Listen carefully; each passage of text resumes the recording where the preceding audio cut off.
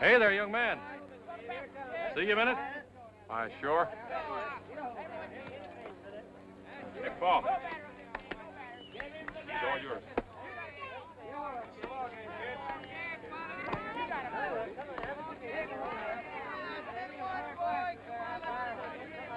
You wasn't fooling nobody, mister. We knowed you was a big league scout all the time. Big Leagues is a horse of a completely different color. Right now, our deal is for you to report to the Houston Club of the Texas League for a look-see. And if you make good, the National League's your next stop, St. Louis. St. Louis Cardinals. That's as far as anybody can go. I ain't fixing to tell you your business, mister, but why don't you sign me up for St. Louis right now? Cut out all this Houston shenanigans. I promise you to take a very careful look at you, Houston. That's all the doggone promise I need. I sure would like for you to give my brother Paul a try, too. I wish I could make you understand, mister. As much a better a pitcher as I am than Paul, that's how much a better pitcher he is than me. I'm sure. And maybe some other time. Hey, look it. Paul's gonna let Dewey have his big one right now.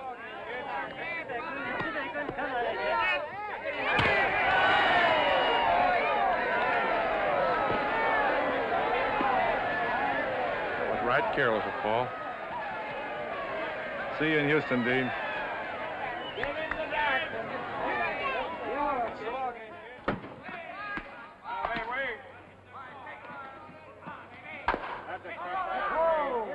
I sure envy you guys. I wish I could stay in the same place more than overnight. No fun beating the bushes day after day, believe me. Be hearing from you, huh, Jim? Right.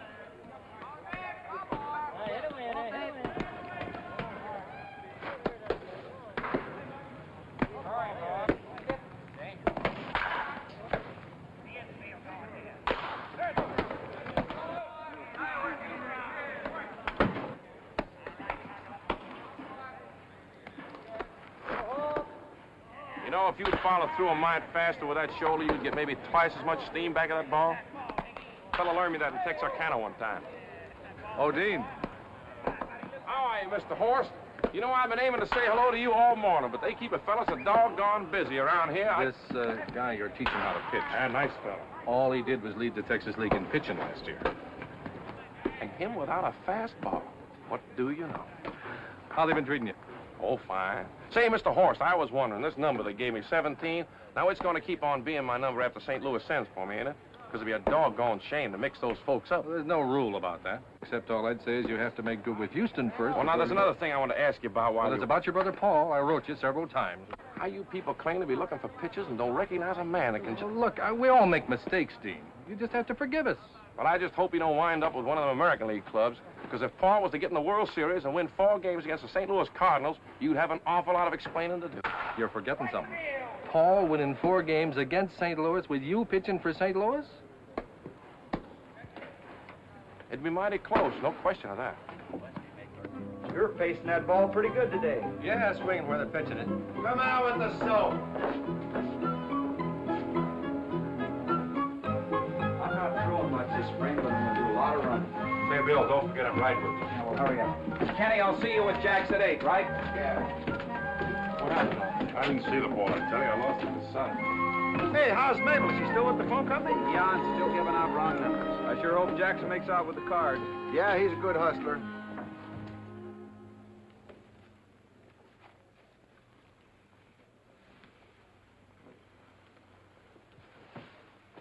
That there was my fastball. Now, why have nobody never told me about them mirrors before? I beg your pardon? Well, I can really see what he looks like when he's working. Most times that's all he needs with fastball. Will that be all, sir? Everything to the same address?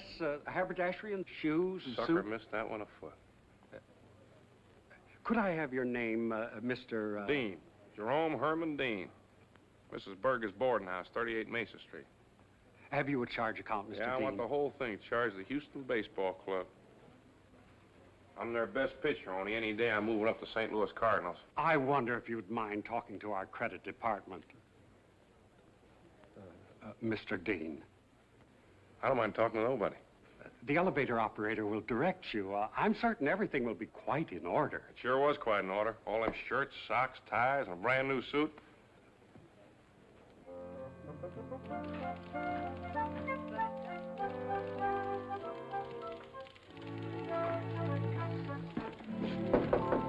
Come in. Come right in, Mr. Dean. Oh, you know who I am, huh? Must have been my picture in one of them newspapers. Mr. Voorhees of the men's department called a few minutes ago. Your request is slightly irregular, Well, but I'll be irregular in a couple of days, don't you worry. Yeah, they made them britches a little low, ain't they? normally we require written authorization since the charge isn't your own. But because you're in such a hurry for the merchandise, I've put in a call from Mr. Monroe, the manager of the club, for his approval. Excuse me, ma'am, but ain't you pretty young to be a credit manager?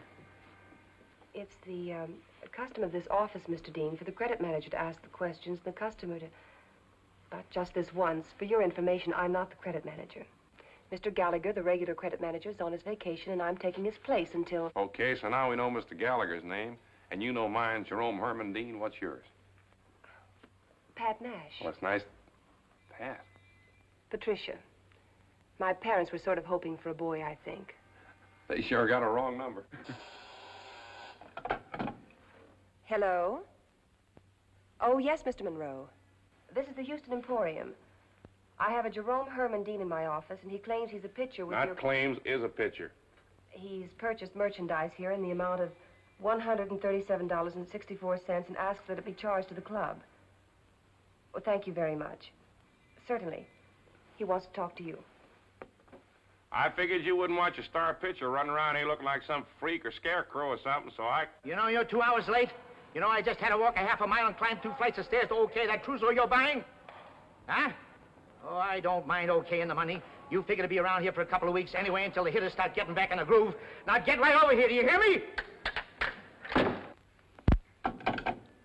Mr. Monroe sure was mad. No fooling. Well, that seems to take care of your business, Mr. Dean. I'll okay the charge and let Mr. If it wasn't for that, I'd ask you to have lunch with me. But I reckon I better beat it back. Why don't me and you have supper together tonight? Because I have another engagement, for one reason. Did you have it before I asked you? Look, lady, a fella can't turn around in this town without seeing signs saying, Houston welcomes you. Anything Houston can do to make you happy, and there ain't no such thing as a stranger in Houston. You gonna make a sucker out of Houston? You're making it very personal. Look, lady, I gotta. I don't know no other person in this whole town. I just got me a brand new suit, new shirt, new tie, socks, shoes. Well, I'm brand new all over. You want to know something, Mr. Dean? You gonna have supper with me? I was just going to say that it's a good thing you're not an international swindler just spending a couple of hours in Houston between trains. I'm afraid you'd walk off with the store. Are you gonna have supper with me? Someplace where the Houston Ball Club has a charge account? I'm glad you reminded me. I'll ask Mr. Monroe, I'll tell him this afternoon. 7 o'clock? I haven't said... And you ain't gonna get no chance to neither. I'll be there at 7. 1 minute, Mr. Dean. Don't you even want to know the address? Because it's 258 Academy Street. 258 Academy.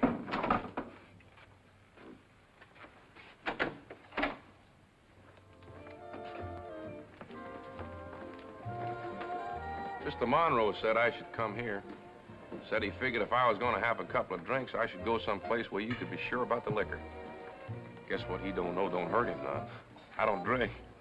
Not even moonshine? I thought in Arkansas... I quit that when I was 7. I don't smoke neither. Never even started that. Guess that's because they passed the jug around for free, but paper and tobacco and cigarettes, pipes, you know, well, that costs money. Well, there's a lot of things I guess I don't do and don't know just because I never knowed there was them things, or else it was out of my league. But now, like, you take my English. I practically never went to school, and the folks I growed up with never went to school neither, so I never learned nothing from them. Well, like in the way of English and book reading and like that. Well, we're kind of in the same boat. Because until recently, I never did anything but go to school. In Biloxi, Mississippi. I've only been in Houston a few months, and you see, the people I grew up with all went to school. So I was never able to learn anything from them except, what did you call it? English and book reading and like that. And well, that's just the other side of the same coin. I wished I knowed what you was talking about. Tell me some more about when you were very young. You really want to know? You not just... I'm not just... Well, like I'm saying, when I was 6, alongside my brother Paul, I was planting in the field behind a team of mules. Well, when I was going on 10, I could do a man's work. It weren't nothing for me to pick 400 to 500 pounds of cotton a day. A day? Sure, a day. All you do is get up 5 in the morning, set the milking, eat some sow belly and black-eyed peas, and get out in the field. It's that simple. It's that simple. Wasn't until a couple of years ago me and Paul had a pair of shoes. Piece, of course. Them was our winter shoes. We took them off in the summer to save the leather. Of course, that don't really hurt a person none, because, well, it's warm in Arkansas in the summer. Warm. Doggone, it's hot. Well, we was just like everybody else around where we was. Do you know what you're doing? You got your hand on mine. I didn't think that just the weight of my hand on yours would bother you. Well, it don't really bother me none. I mean, it bothers me terrible. That make it better? Well, yes and no. I think you'd better take me home, Jerome. I have a big day's work ahead of me tomorrow. Whatever you say. And I don't have to see no credit manager here neither. Mr. Monroe, he called before I come. You might be missing something. She might be very cute. Nope, because I asked. He's 64 years old, bald as a billiard ball, and got store teeth.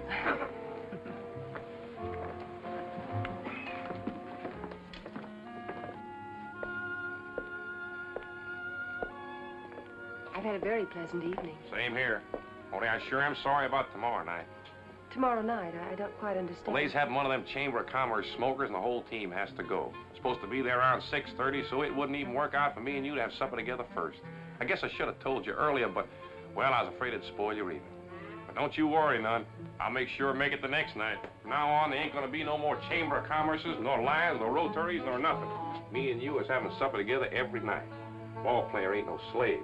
Jerome. Because between the time I leave that park and get back the next day, well, I'm on my own time. If I want to spend it with my girl... Jerome, aren't you taking an awful lot for granted? No, ma'am, because in any other line of work, it's none of the boss's business what a fella does from the time he quits till that whistle blows again in the morning. It would never occur to you, would it? It certainly would not. I get paid for pitching, not for doing no Chamber of Commerce smokers. And like I told you, I don't even smoke. Good night, Jerome. Good night.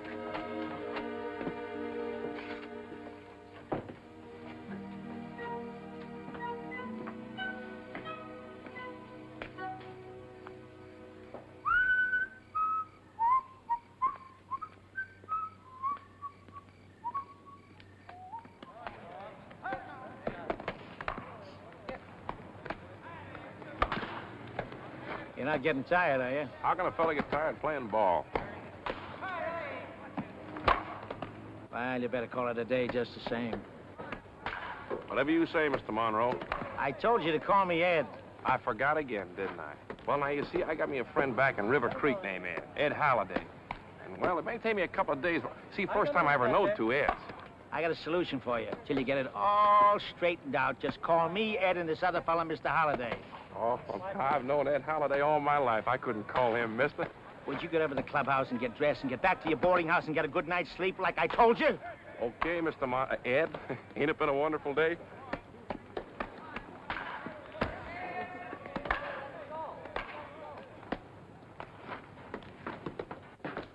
Night, Pat. Good night.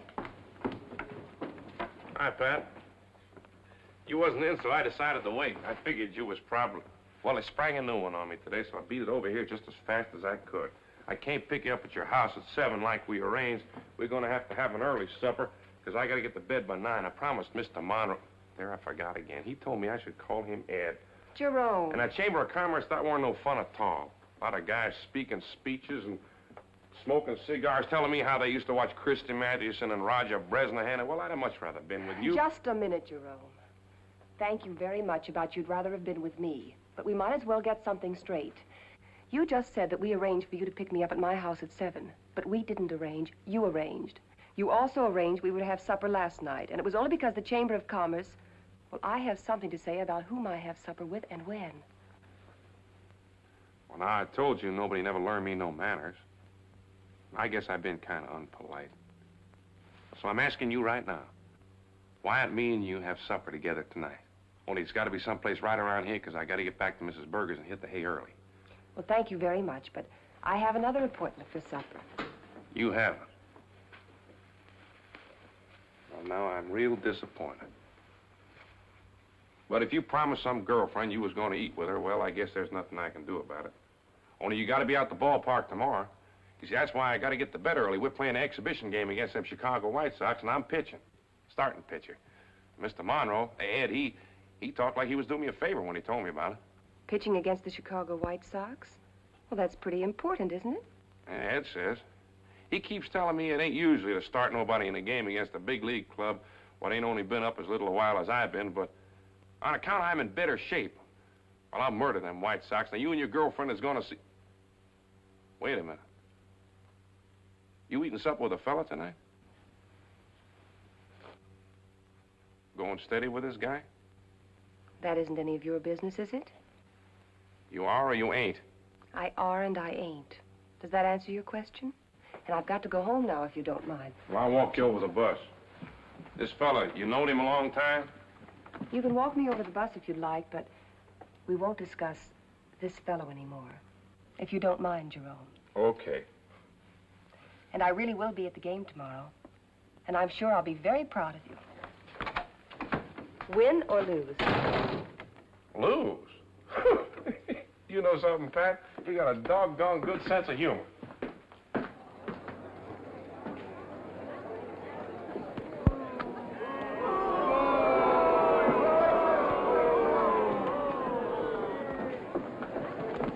Hey, where are you going? Oh, I got a friend I gotta see. You're crazy. You're pitching today. I'm all warmed up. Besides, you told me yourself, quit throwing and relax. Now, only be a minute.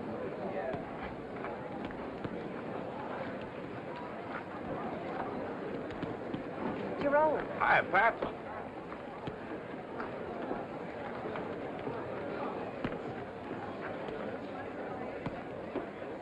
Paul!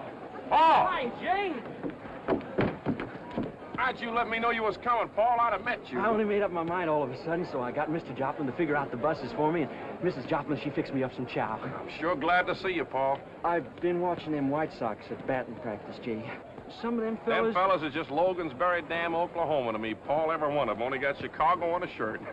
You're sure looking good, Paul. Except anything can happen in just one ball game, Jay. Like that time Joe Medford from Pine Bluff got his chance with the New York Giants. And just the one error he made. Losing the ball in the sun like anybody could, and he was through before he even got started.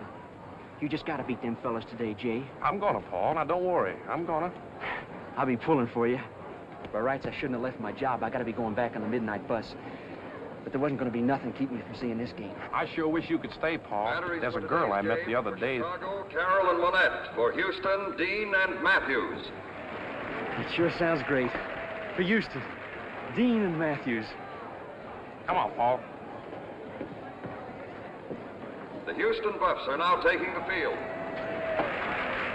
This is my brother, Paul. This is the girl I was talking to you about. Hello. Mr. Bishop, Mr. Jerome Dean. How do you do? And Mr. Paul Dean. Mr. Bishop. How do you do? I'm Patricia Nash. Glad to know you. I thought maybe it'd be more sociable and Paul wouldn't be so lonely if he was to sit with you. Won't you sit down? Thank you. Hey, Dean! What's going on here? I'm sorry, Mr. Ed, but I just got word my brother Paul was here. This here is Paul. Why don't you get yourself a mitt and go on out the bullpen and let Paul show you what he's got? He's got a lot of stuff, Paul has. Get out there and pitch. Oh, thanks for bringing me my glove, Ed. Pleased to meet you, Ed. Mr. Monroe. Come on, let's get this thing started. Hold your horses, Bub. You strike out quick enough. He's amazing, your friend Dean.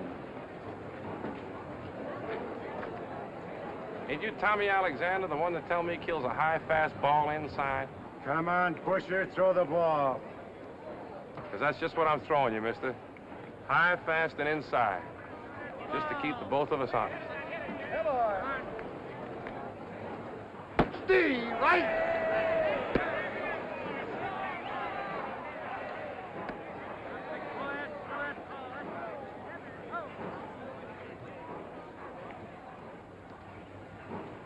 Steve, right?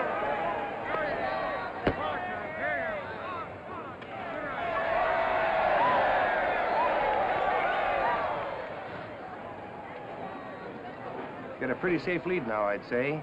3-0 and just 2 more men to get out. He's pitching good, but he ain't out of the woods yet. D, right?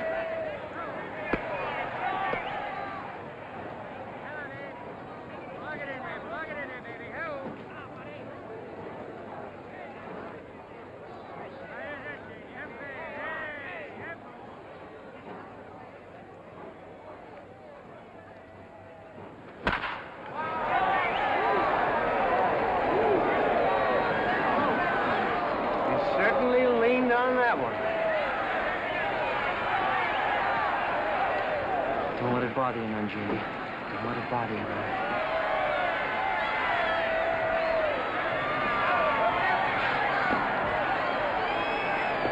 All right, knock this dizzy kid out of the box, Joe. He'll fold like an accordion. Take a good cut of it, Joe. Let's drive this busher dizzy. In there, keep firing. Laugh him, Jeff. He's dizzy, that's what he is, dizzy. Yeah, you'll be back at the pool room in a week, Dizzy. It's a little too rough for you, huh? We're just gonna have to show him who's dizzy. Dizzy. Atta boy, let's get busy on Dizzy.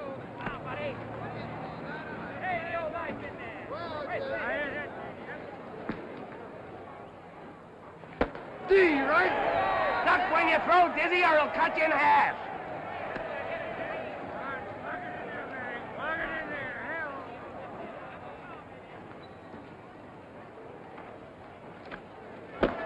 D, right?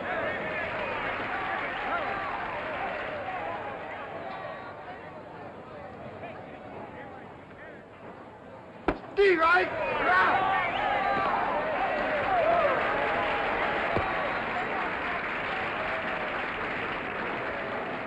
Come on, Busher. Play ball. What's the matter, Mr. Manager? Just a minute ago, you was calling me dizzy. Don't you love me no more? Play ball. There's a hitter up there. What hitter? Don't tell me you quit, too, just 'cause there's 2 out. Why'd you keep calling me dizzy?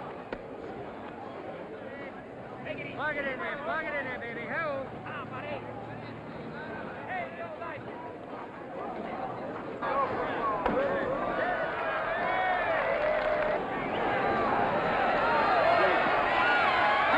Kid. I want to apologize to you, That sure was a sorry game I pitched out there today. Them fellas shouldn't have got that 1 hit. I guess I just wasn't watching. You just keep right on not watching.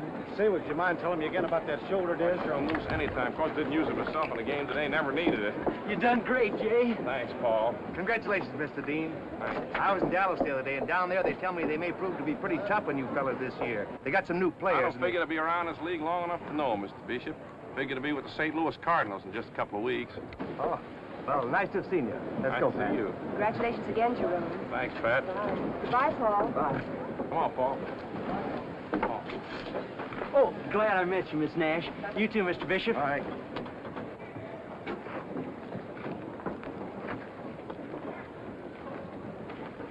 Jay, you figure now to make good for sure. Except for that one pitch, you throwed a perfect game. Paul, that's the most wonderful girl you'll ever meet if you live forever. She is pretty and polite. Ain't she polite? Of course, I couldn't tell much about her figure, but it seemed to me... One thing, I wasn't so sure of my support. If I was staying here, I'd talk to Mr. Monroe, Ed, about trading some of them fellas. I was wondering about that shortstop myself. He don't go to his right as good as he should. I'm crazier about her, Paul, like I've never been about anything in my whole life. Now, you was sitting with her the whole game. This fella Bishop, what do you think? Look, Jay, what are we talking about? The game or this girl, do you know? What about Bishop and her? Yes and no, I'd say.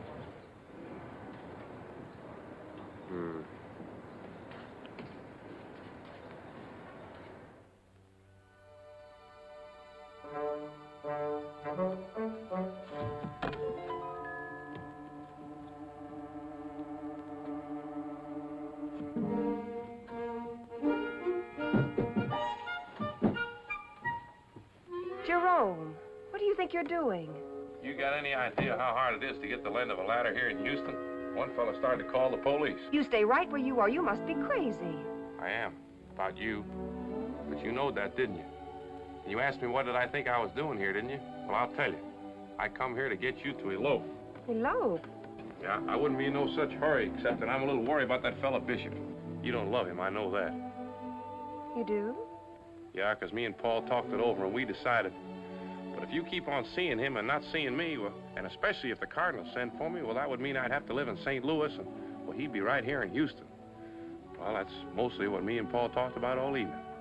I love her, I said, and I'd like for her to marry me. Well, will you? You stay right where you are. Answer a person's question, won't you? Will you marry me? Tonight? Tonight. No. Tomorrow morning? No. Tomorrow afternoon?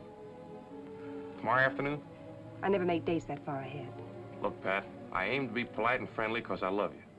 But I'm going to give me an answer. Jerome Herman Dean. Well, I was just getting closer to make sure you heard me.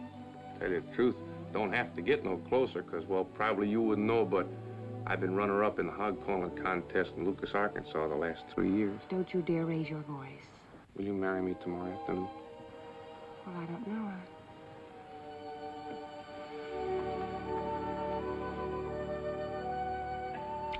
Tomorrow afternoon.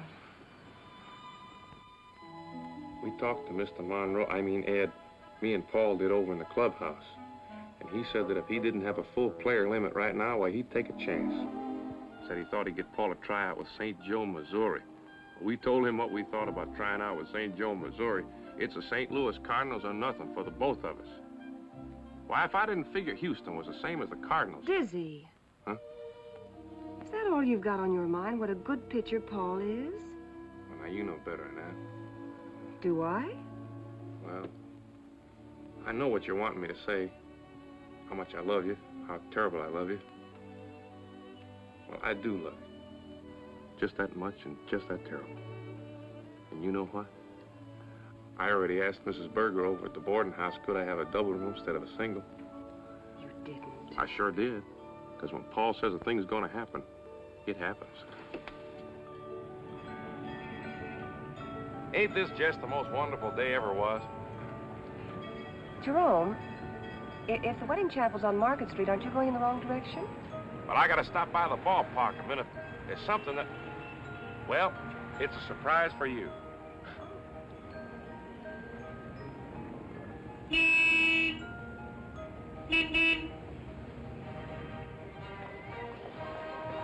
Hi, Diz. Hi, friend. How are you? What's this all about? Oh, this won't take just a couple of minutes. Hello, Dizzy. How are you, neighbor? Good to see you. Anything you have to pick up, we could stop by for it later. Not what I got in mind. What have you got in mind? Hello, Diz. Hello, Larry. Diz, everything is set. The dailies are sending out more guys, and I made it sound so important that even the wire service is going to handle it. About? Well, you see, Pat, I was having breakfast with Larry here this morning. He's press agent for the Houston Ball Club. Lives at Mrs. Berger's boarding house, too. Well, I was just busting with my news. I was that happy. I must have said something to Larry. Can't you read between the lines? No. Well, I and Larry here had an idea for me and you to get married at home plate with the game going on. It's never happened before in baseball history. And for sure not with a pitcher who just shut out them White Sox with one hit they shouldn't even have got. Dizzy, Dean. Why, nothing in this whole world could persuade me to start our life together with such a dizzy farce. But, Miss Nash, It looks like you'll have to get yourself a substitute quick, doesn't it, Mr. Larry? Maybe the first baseman can do a striptease dance. Or you can persuade Mr. Monroe to roll peanut around the bases with his nose. Yeah, I'm ashamed of you, Larry. Thinking you could get away with anything as dizzy as asking a girl to start her married life off. Why, there's things a fella just don't do, Larry. Good luck, Diz. Thank you, friend.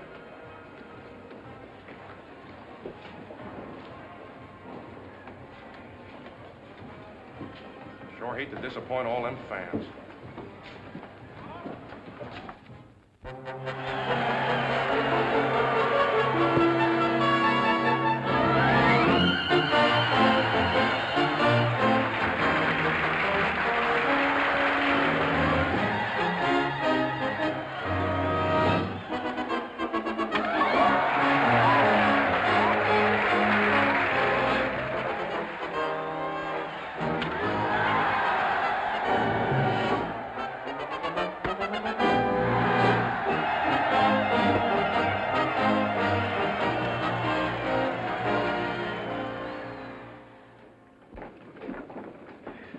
Telegram, Mr. Monroe. You pitched a great game, Diz. Yeah, I did, didn't I? Sign here, sir. It finally come, huh? Hot dog. Hey, wait a minute. We have redeposited your check per your instruction. Give me that. Well, now, I thought sure that was from the St. Louis Cardinals. I'll let you know as soon as they send for you, if they do. Can you figure them Cardinals? They need me bad. You'd think they'd have sense enough to send a fellow Hey, down hold here. up traffic. Conley, I'll bet you anything that St. Louis has been hollering on Ed to send me along, but he keeps it to himself. This is no time to be clowning around with Conley. How can an outfielder make 3 errors in 1 inning?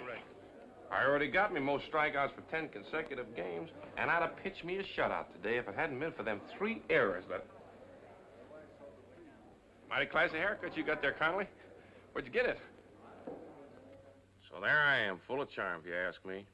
Figuring he'll forget I mentioned them 3 errors, because I just told him what a classy haircut he got when he hauls off and clouts me one. Will you be quiet? You're supposed to keep this cloth pressed very hard over your eye. So down I go. And then I get up to say a few words, because to my mind, when people are going to do some fighting, they first got to make remarks to each other. I just figured out a dandy wisecrack for Will him. you be quiet? No, not him. He don't do no talking. He just lets me have another one, and down I go again. You know something, Pat? Me and him never did get to talking, and I never got so tired of getting knocked down in my whole life. Old dear sure lost that one. Oh, hey, that's cold. Not cold enough. Wait, look, Hey, how cold it is.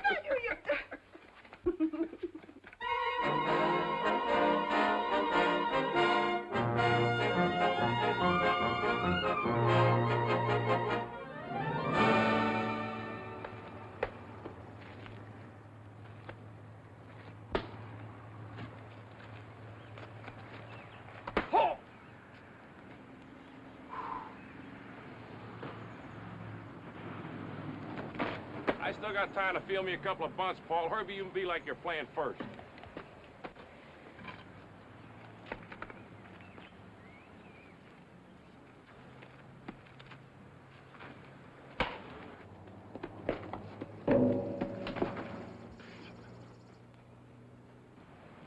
Hiya, Pat. You told me when you left this morning the fish stopped biting at 4 o'clock. Well, it's nearly 6. Yeah, well, I was coming right home, but me and Paul and Herbie, we thought we'd have us a little game of catch for a minute or two. Well, I got a whole creel full. Trout. Nice fat ones. It was all my fault. I brought the ball and bat. Jay, he specially ordered me not to. And you just happened to bring along a couple of gloves, I suppose. Sometimes you get a little cold sitting in the fishing, but you can always get warm just throwing a ball around. And I thought... Well, I guess I might as well face it.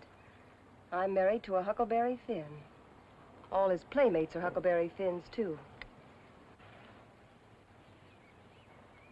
Come on, Huck.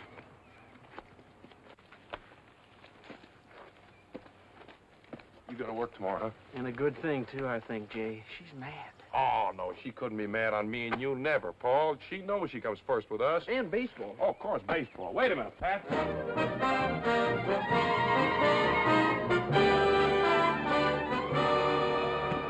All 4, and that's 2 walks in a row for New York, and it looks like that might be all for Ormansky. Of course, we can't tell, but out in the bullpen warming up is number 17, and that's Jerome Herman Dean, the Dizzy Dean we've all been hearing about. So maybe this will be the day the St. Louis fans will get their first look at Mr. Dean. He's certainly a most colorful character to break into baseball in a long time. That's without question. But except for that one exhibition game against the White Sox in Houston, he's never shown what he can do against major league competition. And there have been a lot of morning glories that have come and gone. Because whoever relieves Ormansky, he's certainly in a tough spot with the score 3-2 in favor of St. Louis and the Giants with men on first and second and only 1 out. So if it's Dizzy Dean, there'll be a real chance now to see if he really pitches as well as he talks, or if he just... That's right, they're taking the ball away from Ormansky, and here comes Dean in from the bullpen. Your attention, please. Dean, number 17, now pitching for St. Louis.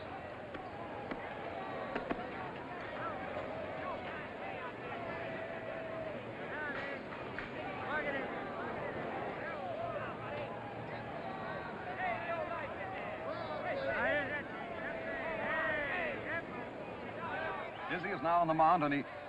Well, what do you know? He doesn't want any practice pitches. He's motioning the batter to get into the batter's box. So, folks, we shall see what we shall see.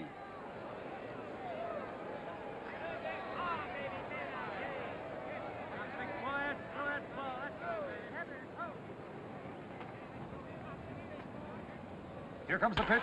Olson swings, and it's a sharp single to center, right over Weaver's head. Weatherby is being held at third, and Jones has gone into second, standing up. And Olson, who rounded first, has returned to the bag. So now there are 3 men on base and only 1 out. Mr. Dizzy Dean is going to have to come up with something fast.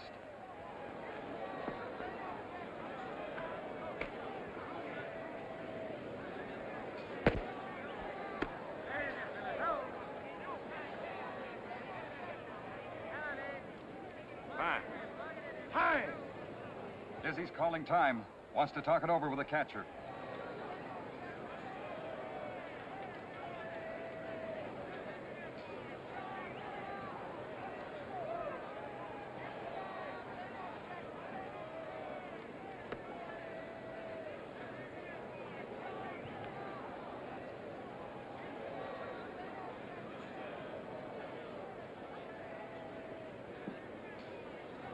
Well, it's not regular, but I don't know why not.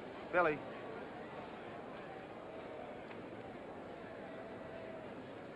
Huh?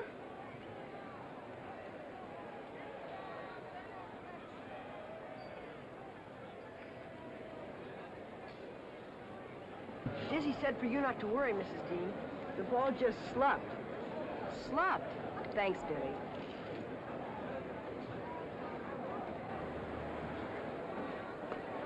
Play ball! Here's the pitch. It's a bunt down the third baseline. Dizzy's over after it. He picks it up, tags the runner, and throws to first for a double play. The side is retired, folks, and the giant threat is over.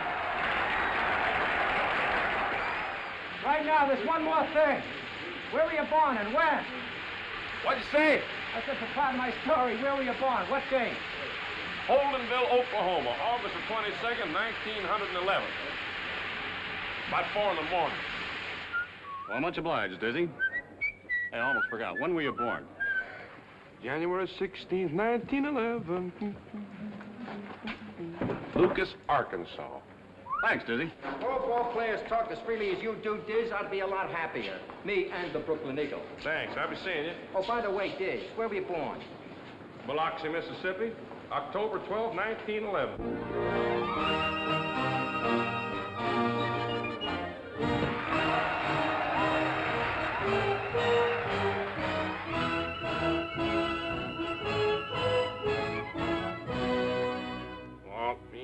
A new cut road, I seen a terrapin and a toad. Every time the toad he jump, old terrapin hid behind a stump. Hold my mule while I dance Josie ho.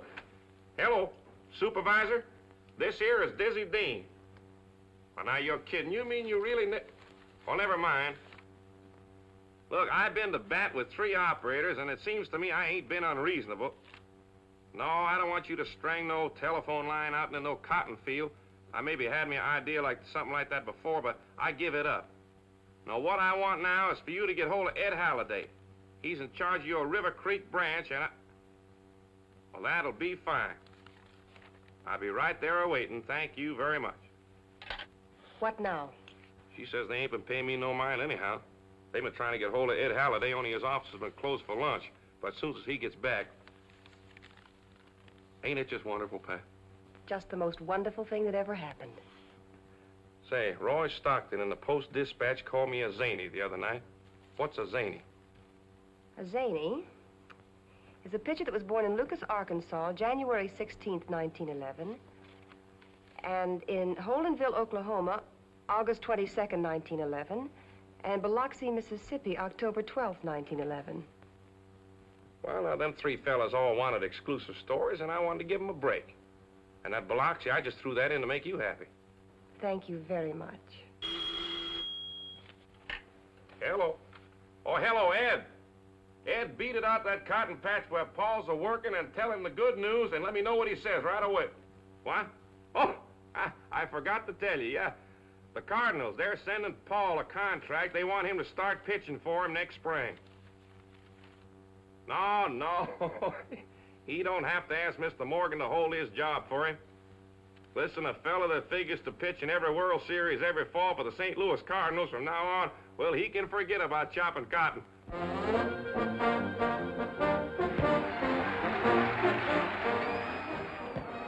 are, City. It's yours two right here. Lady, you take that one, then you won't get bumped with people going up and down. You sit right there, so you get a good view of the pitcher's mound right from here. You're some guy, Dick.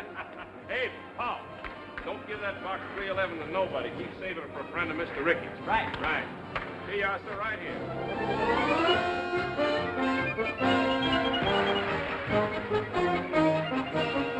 Doing the upper grandstand, please. Yes, sir. Say, aren't you dizzy, Dean? Well, I got to kill time somehow. 270 out of 5, Paul. Coming up.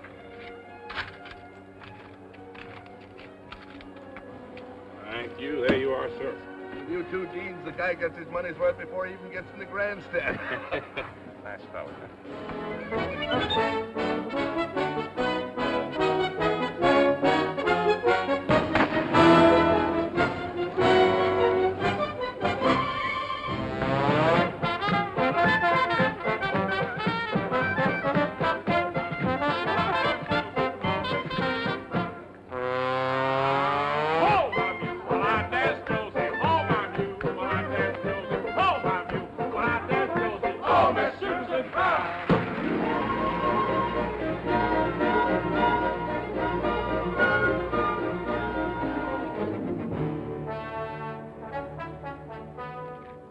My talking to you is completely off of the record, of course, but you've just got to call off this strike. You're going to have to pay those fines. It's all part of a discipline that you just simply have to have, or you can't have a ball club. Just because I happen to be sleeping when we get to Elmira and don't wake up when a train gets to Pittsburgh. Then you kept right on sleepwalking all the way through Pittsburgh to a little fishing hole about 60 miles up to Monongahela. Well, I like fishing. So does Paul. We don't see nothing wrong. We find ourselves a day without a regularly scheduled game. That's a matter for the club to decide, Diz. Where and when to use you. And that time we missed our train in Chicago. There was a kids' baseball tournament scheduled that day, and me and Paul, we'd promised them. Those promises have to go through the club. We're as interested in having kids play baseball and love baseball as you are. But we've got a pennant to win, and... How about you, Paul? You feel the way Diz does? Always. About everything. Why don't you be good soldiers, both of you? Put your shoulder to the wheel and let it be one for all and all for one. Everybody pulling together. Frankie, my shoulder's lopsided on one side from that wheel. I've done every doggone thing I could for this club except sell hot dogs. Now, if there's one thing nobody can say about me, Frankie, is that I'm boastful. And so I got a right to remind you that I'm a sure thing right now to win 30 games, just like I said before the season started. I already won me more games than anybody in the whole league all of last year. And speaking of last year, I struck me out 199 men. And in July, I set me a world's record, striking out 17 of them Chicago Cubs in one game. And you can't strike out more than 27 no matter how hard you try. Nobody's questioning how great a pitcher you are, Dizzy. Or Paul either. I'll give you a ring tonight. Think it over, fellas. Hard. I got a notion they've been thinking all along we didn't mean it. Well, now they know. I'm with you, Jay, whatever you decide, but do you think we're doing right? I don't think I know. Paul, I'd like to talk to Jerome alone. We'll see you in the dining room at 6:30, right? Whatever you say, Pat. I sure do admire you, Pat, the way you kept quiet with that Frankie Fresh the way you did. Because there ain't nobody knows better than me how you can really let a fella have it when you're mad. At that, I ain't so sure if you'd have told him a few... Dizzy. Because coming from you, he might have caught on... Yeah? For 2 days, I've listened to you, and I haven't said a word. Because it's something you've got to figure out for yourself. You see, there are things you do or don't do different from other people because you're you and, well, they're other people. That's why it wouldn't make any sense for me to tell you how I'd handle this thing. You've got to handle it yourself. I'd just like to make sure that it's the real you. I know what I'm doing. I'm hoping you don't. You're just afraid me and Paul is going to lose this strike. I'm afraid you'll win it.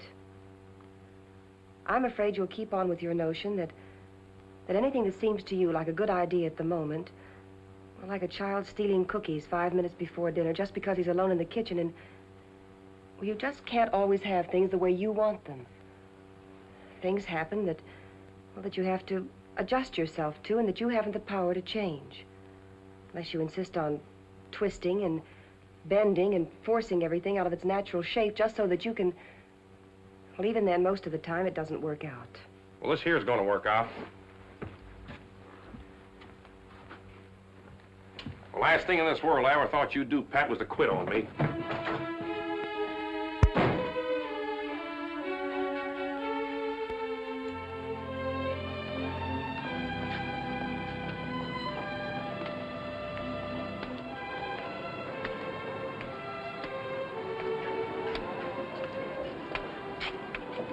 Thanks.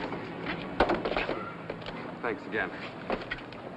Say, aren't you Dizzy Dean? Yeah, I'm Diz. Only most people don't recognize me without the uniform. I don't think I've missed a home game you pitched since you've been with the Cardinals.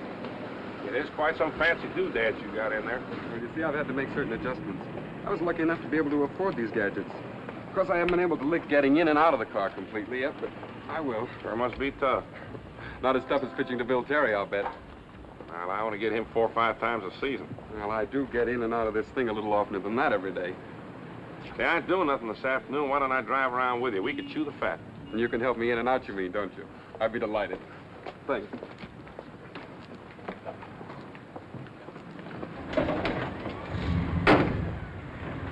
My father happens to be connected with a brewing company. That's why I'm learning the brewing business. You work things out that way? I ought to be a sharecropper. What am I lying about? I ought to be a sharecropper. I can't tell you how much I admire people who do it the hard way. You kidding? You must have had it tougher than anybody I know. Not at all. I just had to face facts, that's all. You can't not face facts, can you? Because even if you do turn away from them, they move around with you. If you turn your back on them, they get behind you. There you are. I know it's none of my business, Mr. Dean. Call me Diz, huh?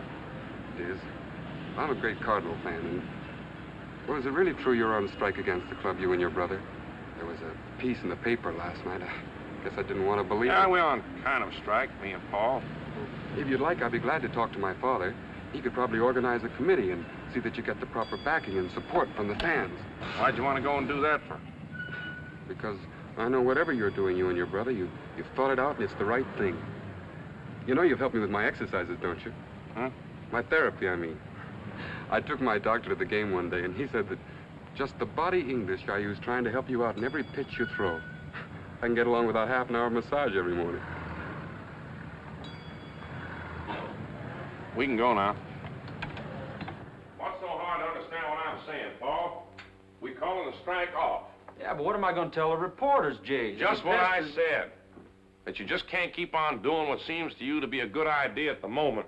Like a kid stealing cookies out of a cookie jar 5 minutes before supper just because he's alone in the kitchen. But you've been saying... Well, then you must have heard me wrong. There's times a person got to adjust. You can't go twisting and bending and turning things like... Well, now there's situations, and you got to face facts. And even if you turn away from them facts, they'll move right around with you. Sometimes if you turn your back on those facts altogether, why, they'll slip right around behind you and come up staring you square in the face. If you say so, Jay. Only we should just tell me in plain words how we stand. We're striking or we ain't striking. I figure to go against Pittsburgh tomorrow and you Thursday. Now, that's 2 more games we win. And even if we pay that $200 fine, why, with a World Series dough, we'll get us $3,000 or $4,000 more than we figured on. Jay, it ain't your idea we give the club back that money now, is it? Oh, no. You see, they got to face facts, too. Jerome.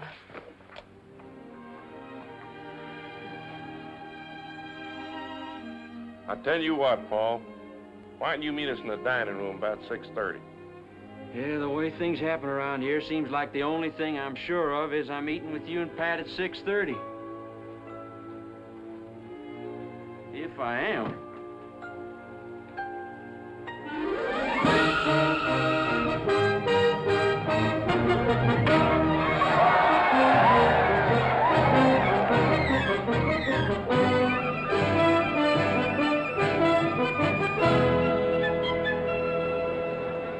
And so we go into the last inning of the last game of this year's World Series, folks, with St. Louis ahead 11-0.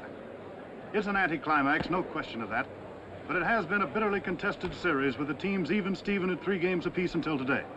But unless Detroit can come through with a miracle, it'll mean that Dizzy and Daffy have each won 2 of the St. Louis 4. Right now, this Detroit crowd is pretty quiet and hopeless.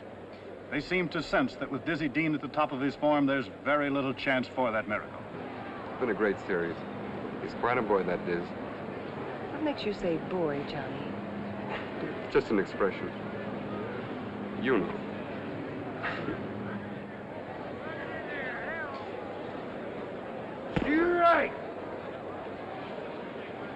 Time.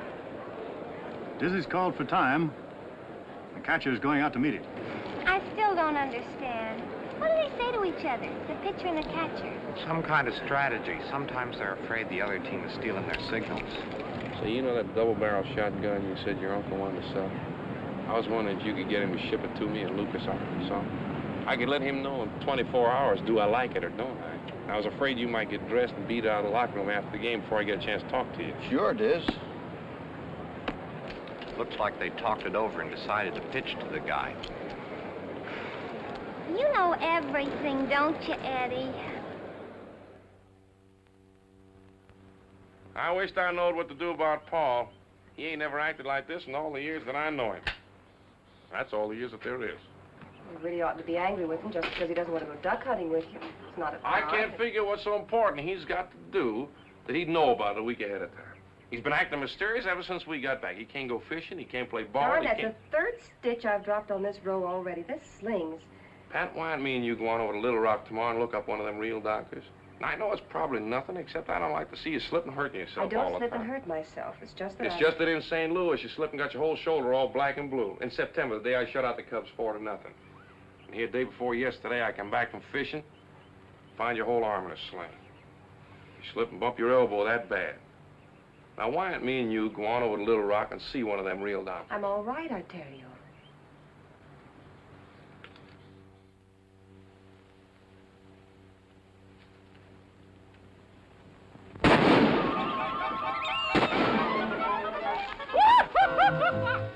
Hi, Jay. Where's your shotgun? I ain't got none. But I heard you and I seen that duck drop. Oh, that wasn't me. Proud of me? Well, I don't know, because I don't get it. I had a teacher start to learn to shoot in St. Louis, but she kind of hurt her shoulder and she got discouraged. I guess he wasn't too good a teacher. But I was determined I wasn't going to be a hunting widow again this winter. And maybe I ain't such a good teacher neither, because last week she bumped her elbow pretty hard when she wasn't looking for the recoil. Okay, Pat. You win. But as soon as we get back up to the hotel, I'm going to learn me to crochet. Jay, here comes a whole flock full. Jay, Pat. It's only fair we should start even.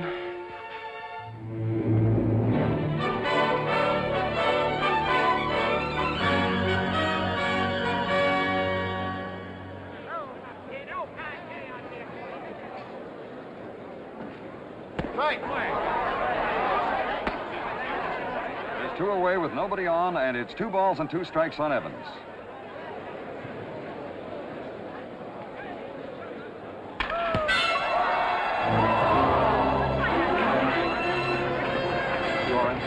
Let me have a look at it, Ed. Better help him over. I'll help you.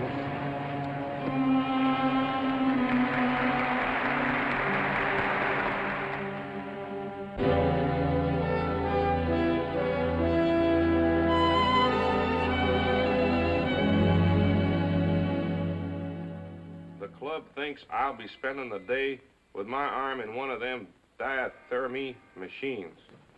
But the doctor says the machine might maybe bring in enough static to interfere with listening on the radio to the All-Star game, so that's out. Tell the truth, I think I'll take me my radio and drive to that little pool above Martin's Landing.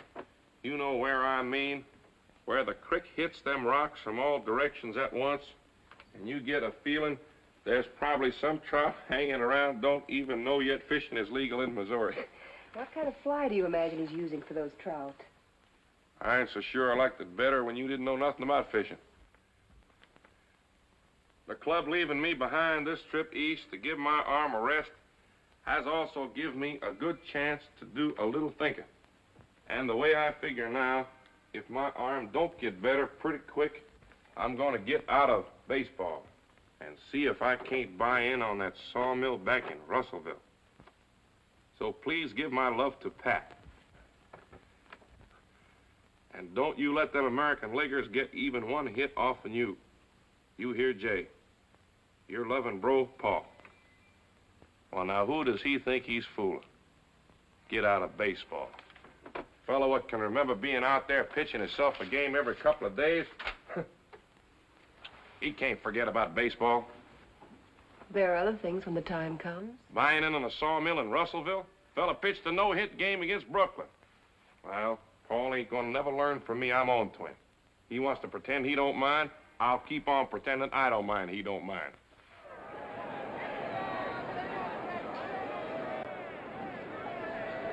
It's not the World Series, of course, but every year, this all-star game is becoming more and more of a classic in its own name.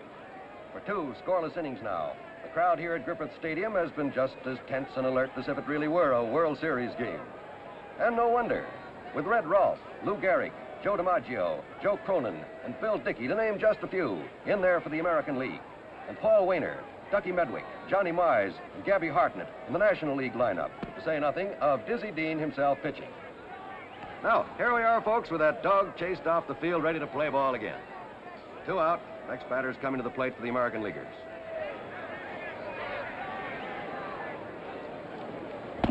Right.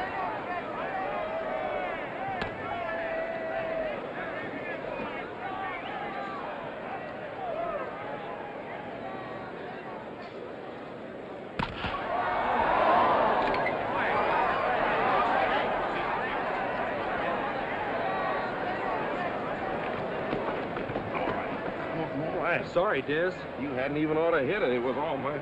You all right, Diz? Yeah, I'm all right. Come on, let's carry him off. You ain't carrying nobody off. I'm finishing this inning. But, Diz. I'm finishing this inning.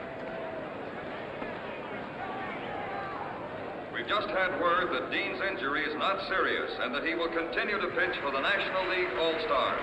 He's indestructible.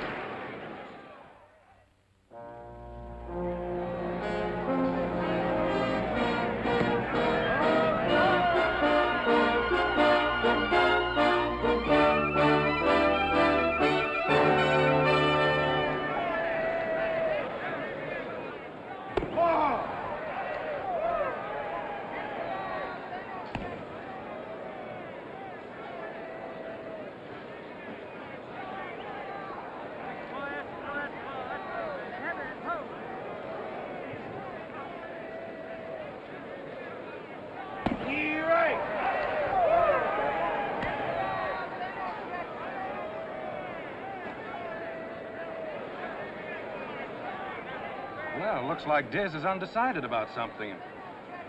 Well, here's something new. The Pittsburgh coach is calling time and walking out to talk to Diz. I know it's not any of my business, Diz, but I've been through these things before. I know what it can mean. That time Rube Marlboro back in Boston. Well, you were hit real hard in Washington on that toe. You're back pitching, too, so... I don't figure I am. Like, right now, with one bad pitch, you can ruin your whole career. You can't put any weight on that toe. You're upsetting your whole pitch. I'm much obliged.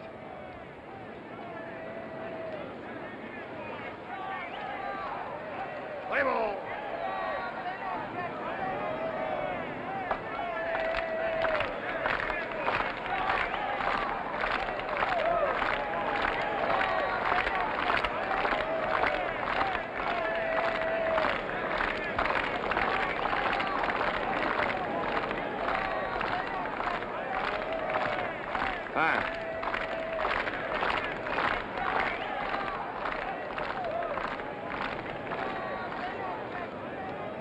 Guess you just run out of gas, Frank. Technically, it's an inflamed deltoid muscle, a stretched and inflamed back muscle, and superdeltoid bursitis, aggravated by a spreading sinus condition. Prognosis doubtful. All right, what does all that mean? It means that we don't know whether your arm will respond to treatment or not. The chances are that it won't, enough to suit your professional purposes. What do you recommend, Doc? Rest and physiotherapy.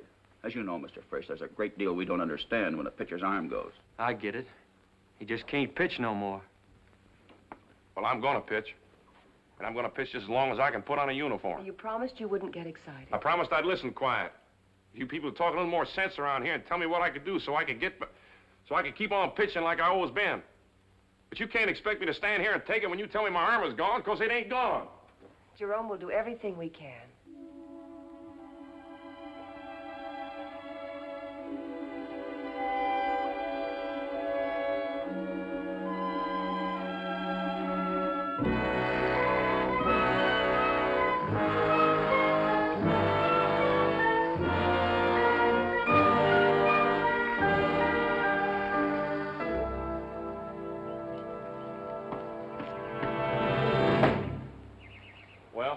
cut the plate right in half. I seen where it went. Now tell me, what do you think? Throw me back the ball.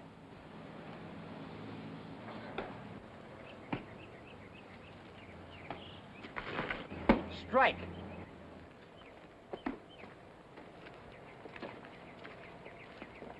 That's all right, huh? But you can't get around facts. Chicago Cubs ain't paid St. Louis $185,000 for nothing. You'll see. I sure hope so, Jay. But you've been reading yourself where maybe St. Louis seen a chance to get out from under. Chicago figures you'll be a drawing card for them just long enough to make it worth their while. Because, Jay, you got all the control you ever had. More. And somehow you're smarter about what you throw, it seems to me. But your fastball, anything that needs following through.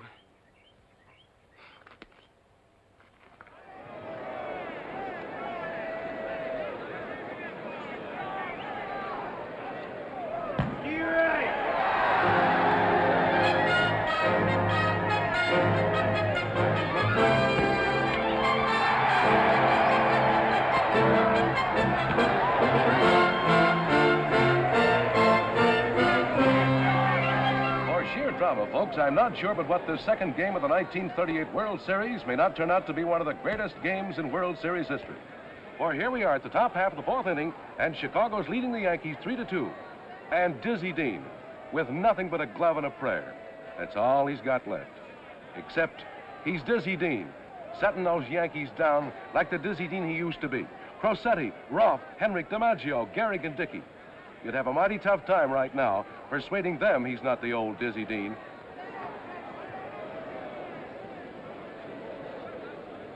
You're right.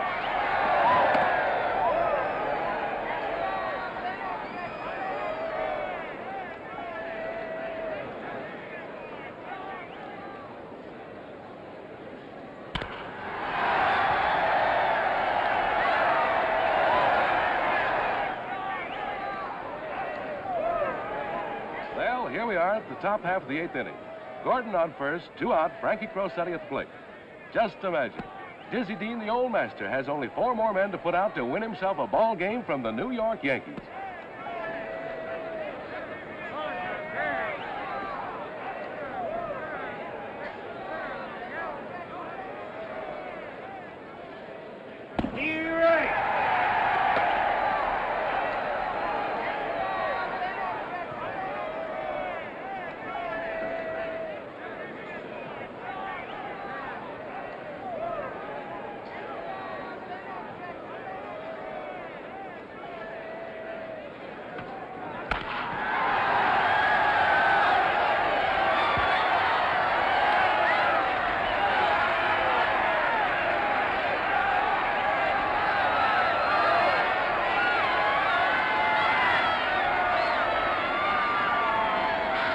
Call back just 1 year, Frankie, you wouldn't have got even a loud foul off of me. 1 year, that's all. Nice going, Frank. You're right, Des.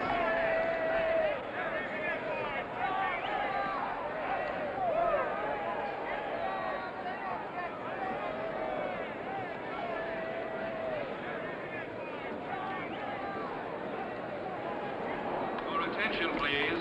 French, number 2, now pitching for Chicago.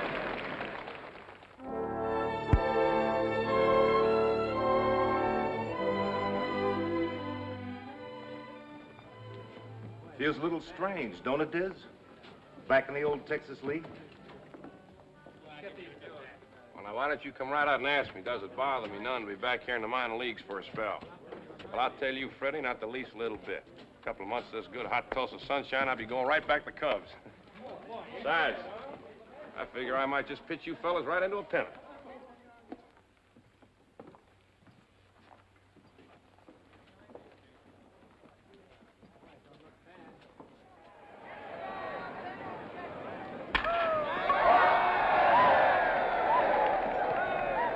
Marty. A couple of warm-up pitches is all I need. Relax, Diz. They gave you a rough time yesterday.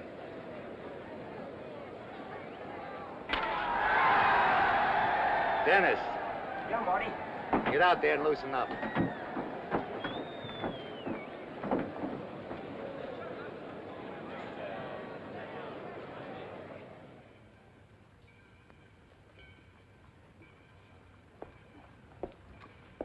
Never fails. You allow yourself plenty of time, and the train's late. But if we'd been late, the train would have been on time. Hey, Diz. Hi, Mr. Dean. Hi, Jack. I tried to catch you at the hotel, but you'd already checked out. Say, what are your plans? I mean, after you get back to St. Louis. There's no question, but you'll do all right in any business you decide. Well, the Dizzy Dean Grill. I can see it all now. The neon lights a mile high. I ain't opening no Dizzy Dean Grill, and I ain't deciding on no business. Oh, look. I'm just doing a job. If you don't want to tell me, or if there's something that you haven't worked out yet, that you had a very bad season here. You really wouldn't call it a season. Well, you just tell me what you want me to print, Diz. And you being the guy that you are, I'll print it. The way you say. We've got to run that story tomorrow the Tulsa Club sent us. More about you being given an outright release. Is everybody going crazy? I had me a couple of tough breaks down here in Tulsa. Lost a couple of close games. Could have gone either way. What are my plans? Well, just because some Bush League club feels... Well, the idea of anybody getting in their head that Tulsa, Oklahoma is going to decide who's a great pitcher and who ain't a great pitcher. Well, I didn't mean anything, Diz. You say you're going to keep on pitching? Well, that's great with me. So long.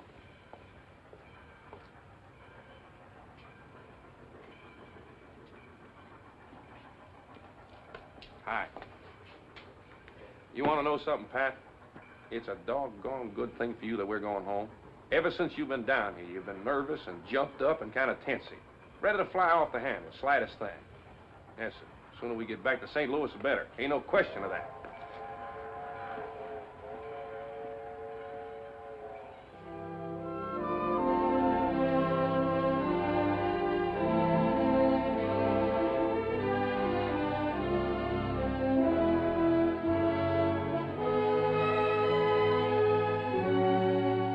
You'd think it over. Johnny, I thought it over before you brought it up. And I knew what you wanted when you sent for me. But thank you very much. I ain't gonna be no salesman. I'm a ball player, a pitcher. Dude, I never heard of anybody who worked as hard as you did last year, trying to get your arm back in shape. You thought maybe if you could get a job pitching regularly down south where the weather was warmer. Well, you were with Tulsa for 3 months trying to come back. I ain't never been away. The way you mean? Just because all them front officers sitting back waiting to see what somebody else does about signing me. Diz, you don't believe that yourself. Now, don't go telling me what I believe.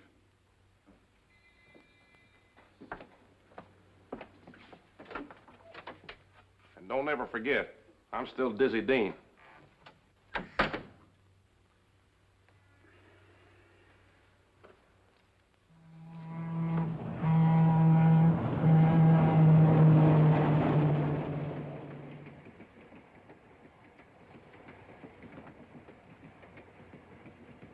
Come on, Pat, smile for me, will you?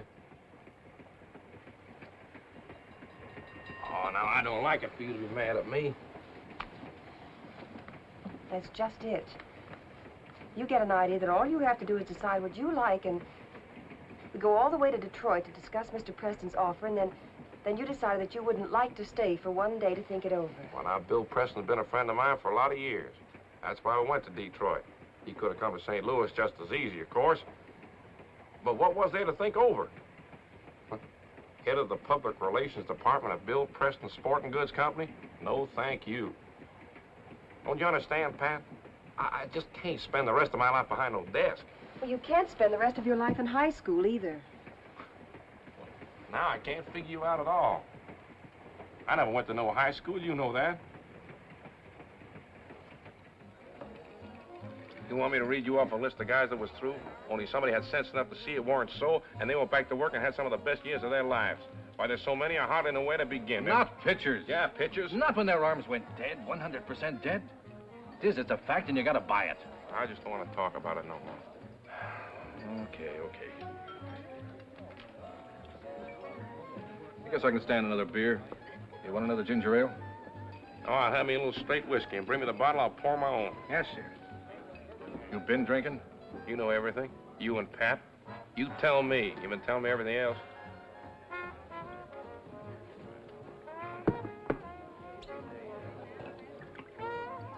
You're not gonna throw that down your throat. I'm getting tired of being told what I am gonna do and what I ain't gonna do.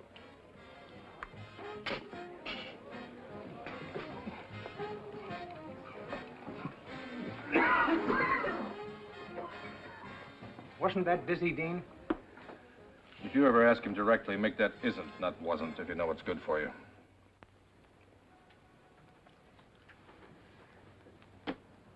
I call. I got me 2 pair, aces up. No good, 3 tens. You can't win them all, but you do figure to win one now and again. You gotta be in every pot, Diz. That ain't smart. Could be. Guess you'll have to advance me a stack, Louis. Sorry, Dizzy. Oh, what's the matter? My credit no good? Forget it. Well, now, wait a minute. I got a right to win my money back. Deal the cards, will you, Harry? I've been playing here with you fellas, lost quite a bit of money last couple of weeks. How do I know this ain't a crooked game? Get out of here. Now, wait a minute, Lou. You're getting just too big for your britches. I don't let nobody brush me off. I'm Dizzy Dean. Yeah, you're Dizzy Dean. You're a has-been. When are you gonna quiet yourself?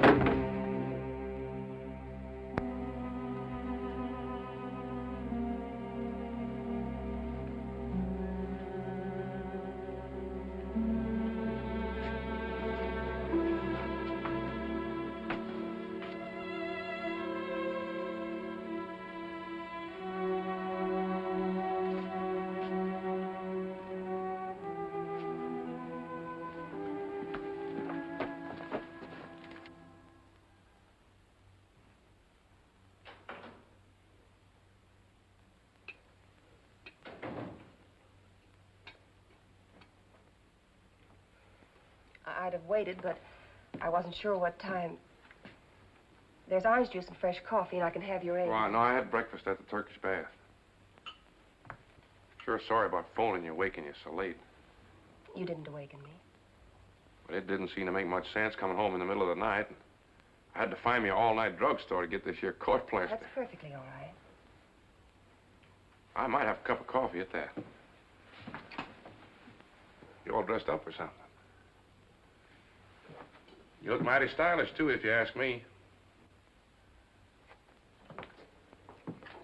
Jerome, I've decided to go away for a while. Going away? Where are you going? I don't know. It really doesn't make any difference. You mean you're leaving me? That isn't exactly the way I'd phrase it, but... Well, a couple of days ago, I went down to the Boston store because I heard there was an opening in the credit manager's office, and I didn't take the job. Well, I'm sure glad you didn't, because you don't need it. We ain't got to worry for a long time yet. Yes, we do have to worry. Right now. Well, now, if it's about my gambling, Pat, I'm sorry. You know that. I've learned my lesson. Last night I found out what kind of fellas I've been gambling with, and I quit. I've learned them who's a has-been. You may have learned your lesson about gambling, but I've stopped kidding myself that you have any idea of what that lesson means. Now, Pat, I got a right to ask you... Oh, I know what a great tragedy the whole thing is. Really, I do. By all rights, you should have many more years ahead of you as the greatest pitcher in baseball. I am the greatest pitcher in baseball. You're a child, Iz. A sweet, kind, generous child. But it just isn't possible. It just isn't in the cards for anybody to remain a child all of his life. That's why I wanted to go to work, and that's why I'm going away, because I don't want to be forced to see... Pat, honey. Such a familiar pattern. First, you tried to drink away your troubles. But liquor didn't agree with you. You didn't like it. Then you gambled. Well, you lost your money, and you had a fight, so now you're through with gambling. Pat, honey, the last thing I want in the world is to make you unhappy. Everything's going to be all right. Just yesterday afternoon, I sent a letter to Cleveland, and I should be hearing from the Red Sox any day. Still hoping some big league ball club will say they've made a mistake, aren't you? Well, they haven't. You have. So I'm leaving just like I said. It's up to you when I come back and whether I come back. That's something you're going to have to work out all by yourself.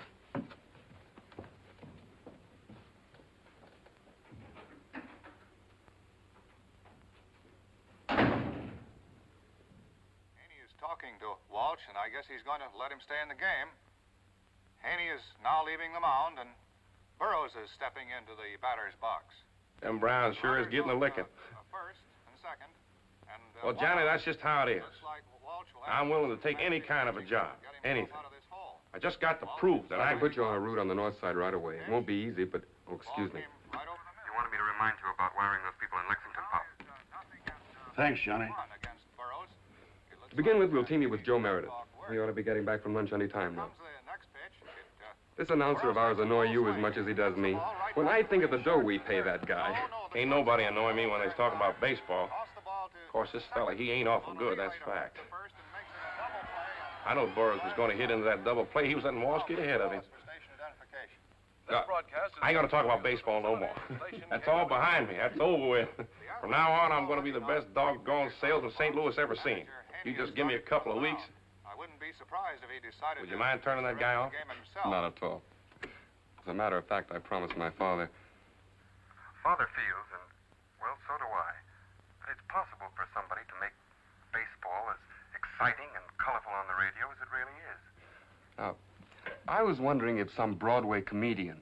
Well, now, you got to be fair. They ain't got it too easy, these fellas trying to tell you what a game is like on the radio. You see, there's 9 men out there, each half of an inning. And it even looks different to each of them 9 guys. Probably sound like 9 different games, depending on who's telling it. That's Dizzy Dean, Mr. Kendall. I know it's Dizzy Dean. There's one day I remember, Stan Hack, he couldn't get himself a hit. And Gabby Hartnett, he couldn't do nothing but hit. 2 homers, he homered, and a triple. So Hack, he says he never seen a team with as much spart as them Pirates that day. And Gabby Hartnett, he says they ain't got nothing even look like spart. Same team, same day. He probably means spirit, Mr. Kendall. Quiet. But I'm a pitcher, and I know old Atkins in there for the Pirates. He's pitching one way to Hack and the other way to Hartnett. He's pitching him loosey-goosey to Hack, and Hack, he don't like him loosey-goosey. And Hartnett, he's getting pitches like he's having dinner at his mother's, and she figures he ain't been eating regular, so she's fixing him up everything he likes and making sure he don't get nothing he don't like. And them two, Hack and Hartnett, they's arguing about sparring.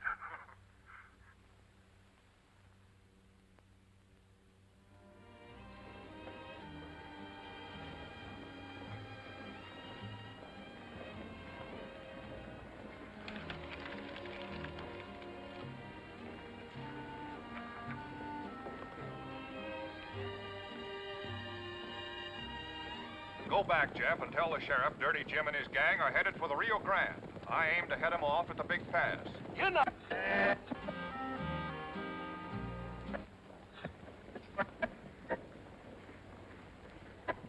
There's a breeze that sprang up in the last few minutes.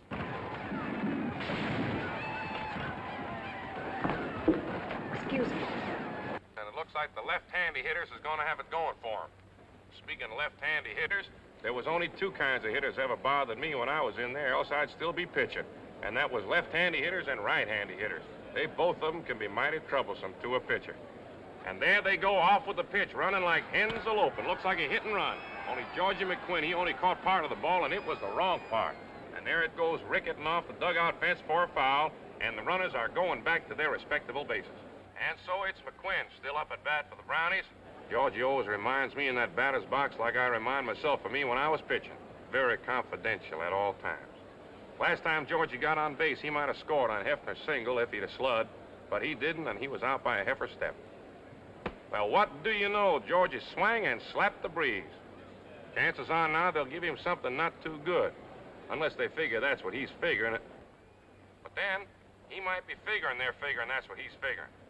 So if they start figuring that he's figuring that they're figuring that's what he's figuring... Folks, it's a shame, but Georgie just struck out. And so that's the end of the Browns rally. And come to think of it, the end of the ball game. And come to think of it, the end of me for today, excepting for my summing up. Well, it was a great game, with everybody giving it everything they had. And you can't do no more than that, and you never should do no less. And for them that wasn't listening in earlier, I'm going to make it a point tomorrow of repeating my receipt for Ozark rabbit stew. That's for you ladies what ain't catched on to the fine points of baseball as yet, technologically speaking.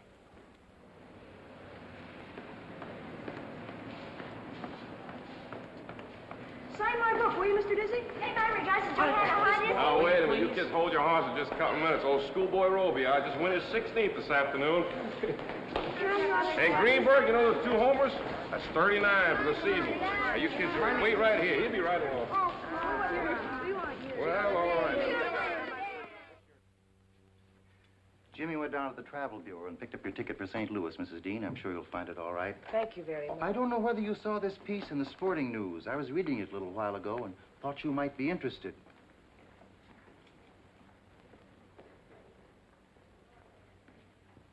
According to an official spokesman. And now for the local news. The situation between Dizzy Dean and the powerful heads of the teachers and parents organizations that are opposed to his continuing as a baseball announcer is rapidly coming to a head. Dizzy's English, they say, is having a murderous effect upon the impressionable school children of this city, and petitions calling upon the Kendall Company to take him off the air are being widely circulated. We feel it our duty to protect the children. It's simply preposterous to teach them English and then to allow Mr. Dean to undo everything as soon as they leave school and can get to their radios. The simple fact is, it's become close to impossible at Mrs. Martin's school as well as mine, even to try to teach correct English. I really don't know what to say. In our opinion, we are broadcasting the game as a public service, with an occasional reference to our own product, to be sure. And it's been my impression that the public on the whole... The public is delighted with the broadcasts. I've been doing the best I know how, ma'am. I'm sure you have, Mr. Dean, and there's nothing personal in our attitudes, truly. We all seem to be repeating ourselves to very little purpose. The nub of the matter is this, Mr. Kendall. Miss Johnson and I and the organizations we represent would hate to have to appeal directly to the Federal Communications Commission. But if you leave no other alternative... Aren't you making a much greater issue out of this? We would like to have your decision as soon as possible, Mr. Kendall, so that we could then set our own course of action. Good day, gentlemen. Mr. Kendall, Mr. Dean.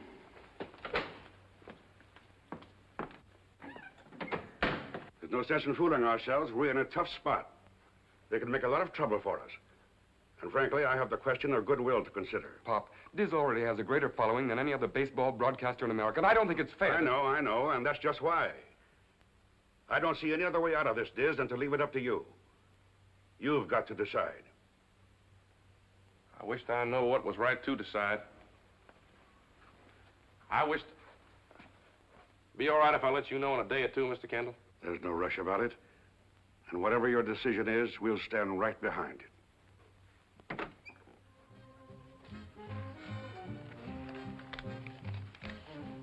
Al. Coming right up, Diz. You ain't having another one of them colas. You listen on the radio, don't you, Al? Well, now, am I corrupting the idiom of the city's school children and putting to naught, I guess it is, all the tireless endeavors of the teachers to inculcate in them a sense of the historic beauty of the English language? Who said that? Old subscriber in tonight's Post-Dispatch. Am I? I still haven't told Diz where you are, Pat, but you've got to come back. Anyhow, you've got to call him yourself. It's so simple. Pop's on his side, and all it would take is for Diz to say he wants to keep on. Johnny, to come back now would be the worst thing I could possibly do. I simply can't talk to him now unless I want to undo everything. You see, the only decision that'll be worthwhile at all will be the one that he thinks out, and... Well, I'm so obliged for your call, Johnny. Truly I am. Bye. And that's how it is, Betty. So what do you think? Well, frankly, Dizzy, I've been worried since I first read about it. I was wondering, maybe you could work out some kind of a, you know, compromise in your broadcast. Not be quite so colorful like they say. Well, I thought about that. But I wouldn't know how to go about it. I got to do it my way, giving it everything I got. A person can't be yourself and somebody else, too. Well, I'm Dizzy Dean, and I don't know no other way. Thanks all the same, Benny. Right, Diz.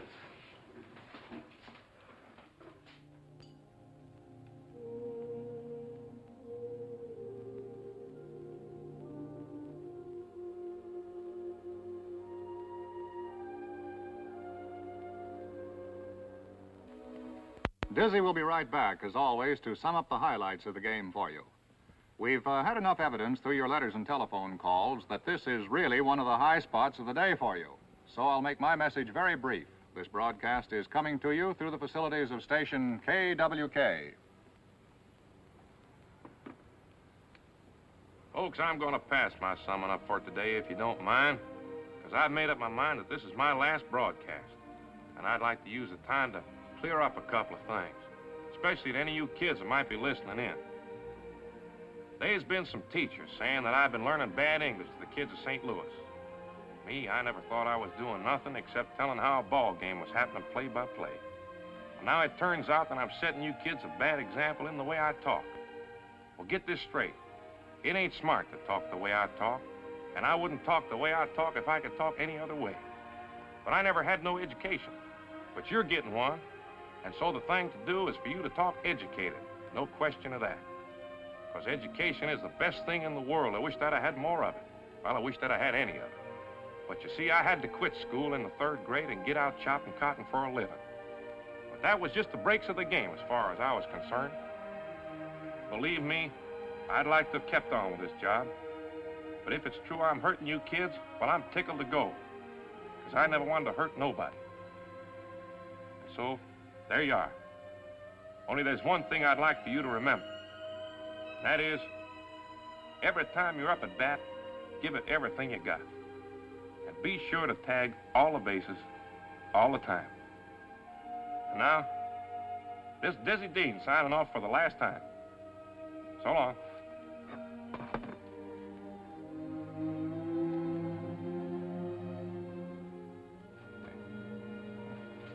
And that concludes today's broadcast, folks, and now we return you to our main studios. Look, Diz, you...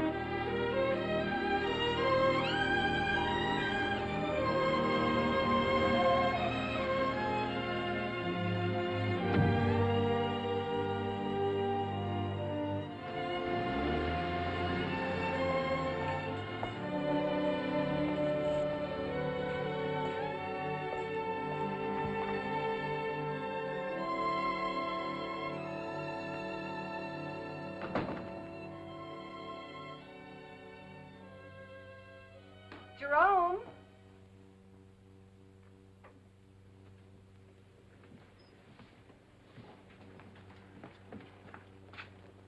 It's for you.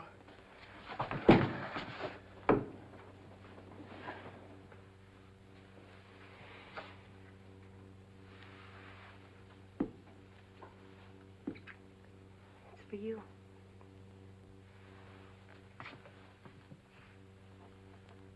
Oh? You can't quit, Diz. We won't let you. Nobody will let you. Our switchboard's been swamped. We've had hundreds of calls, and they all say that... What's that? I meant every word I said, Johnny. If it's true I'm hurting the kids of St. Louis, I don't want that job another minute. And this is something you can't decide and your pa can't decide. And nobody can't decide except me. Of course, anytime. You're wonderful, darling. I'm so proud of you. Pat, I missed you something terrible.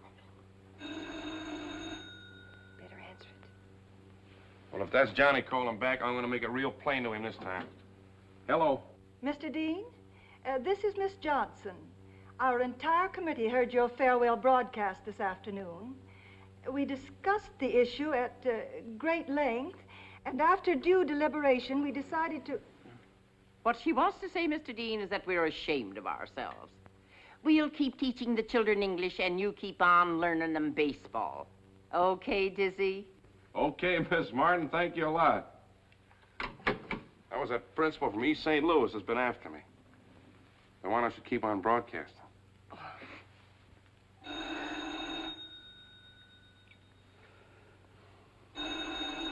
That phone hasn't stopped ringing since I got in the house. That fixes that. I wonder...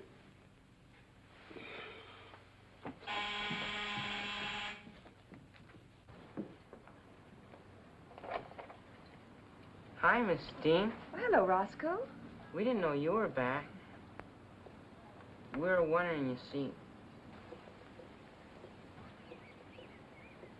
Can Dizzy come out and play? Well, I don't know.